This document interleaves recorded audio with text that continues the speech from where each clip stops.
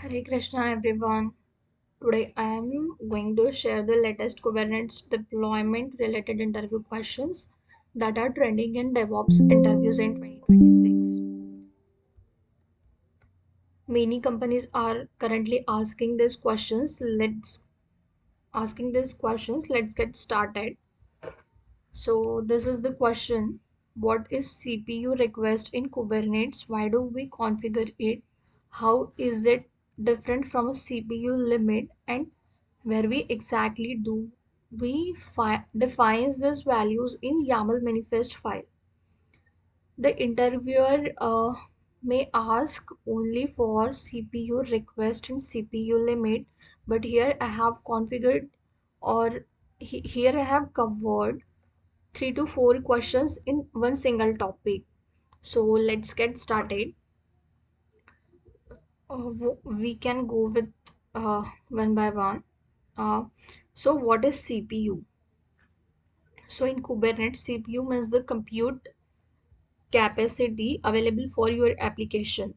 CPU is measured in a cores, like 1000 equals to 1 CPU core.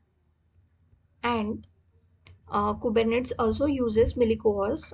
Suppose 500 means half of a core. Means if I'll write 100, so it means 0.1 CPU core.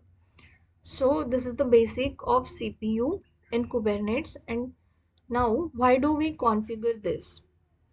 We configure CPU to ensure proper scheduling, fair resource sharing, stable performance, predictable capacity planning.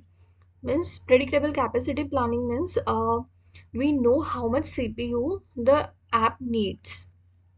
So coming to the next or a main topic, what is CPU and CPU request and CPU limit. So CPU request is the minimum guaranteed CPU a container needs. Kubernetes scheduler uses CPU request to decide which node has enough free CPU to place this pod. So request is mainly so CPU request is mainly used for scheduling and resource reservation on the node. Example, if a container requests 200 millicores, means scheduler ensures that node has at least 200 millicores available for placing it. So this is about the CPU request. It's very important everyone. So after that, CPU limit. CPU limit is the maximum CPU a container is allowed to use. If the container tries to exceed the limit, it gets throttled. Throttled means it gets slowed down, not killed. We use limits to prevent one containers from consuming all CPU and affecting other workloads. So that is the CPU limit. They might also ask about the file name. So where do we configure CPU request and CPU limits in Kubernetes? So we usually configure CPU request and CPU limits inside the resources block in deployment or a stateful set.yaml file. In most cases, CPU request and limits are defined in the workloads manifest, like deployments or a stateful set. Under that, spec template, spec containers, and in that after that resources block is there. In that resources block, we mention this configuration. Uh, this is the CPU request configuration we can mention or many times ask about this configuration in interview. So this is the configuration and we now I have prepared one more simple short answer for you. What is the difference between CPU request and CPU limit? Uh, we can we can simply say this: CPU request is the guaranteed CPU used by the scheduler. to place the pods. CPU limit is the maximum CPU enforced at runtime. If exceeded, the container is throttled, means get slowed down by OS.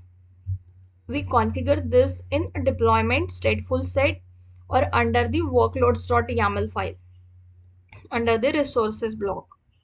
So what happens? So I have covered one more question in this same topic. What happens if a container exceeds its CPU limit in Kubernetes?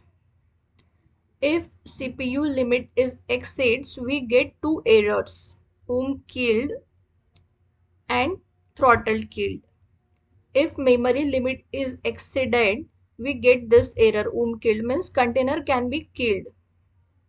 And if we find out this error, means it's get throttled, container is slow down, means our application is working slow, it's not working properly. So this is the questions I have covered.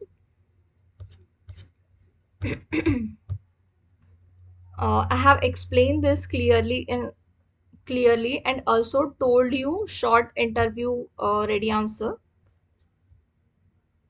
If you found this helpful, please like, share, and subscribe for more interview preparation.